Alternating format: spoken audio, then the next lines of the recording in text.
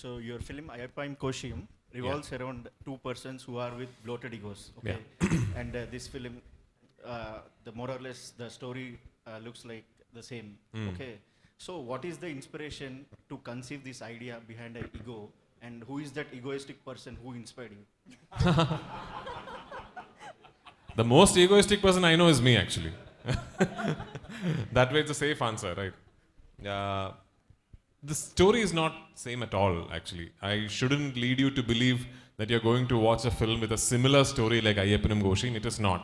The story is very, very different. I'm just saying the core motivation for the plot is a tussle that happens between two people.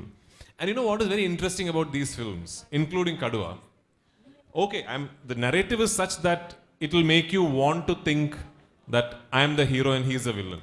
But if you watch the film and you tell yourself, no, I'm going to think that he is the hero and I am the villain, the film still is legitimate. It works. That is what is interesting about these films. With Ayyappanam Koshiyum again, I mean, if you want to believe that Daniel Shekhar in Malayalam, in Telugu, right? If you want to believe that Daniel is a hero, you can. You know, that's how the story is set up. True. In Driving License again, if you want to believe Suraj is a hero or I am the villain, or if I am the hero and Suraj is the villain, you can. So that is open-ended.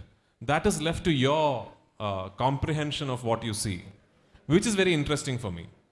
To me, you can make 100 different films on male ego because we know that it's a complex issue, isn't it? Yeah. So, and it's about how interesting you make the narrative. It's about, like, this film is so interesting because it starts off, like he said, with the silliest of things. You know, something in an ideal world should have finished then and there if one person says, hey, listen, I didn't mean that, I'm sorry. You know, if these two characters at one point, if one person had said, listen, I didn't mean what I said, I'm sorry, the story is there, finished, directed by Shaji Kailas, the end. You know, but they just couldn't say that to each other. And then once it keeps growing, what happens? The ego also keeps growing. He didn't say sorry to me, so then I will say this to him. Oh, he said that to me because I didn't say sorry to him, then I will do this to him. So that just keeps growing and growing.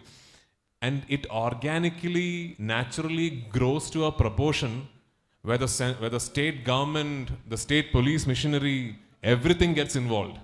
That is what this film is about. So when you see it, you will know.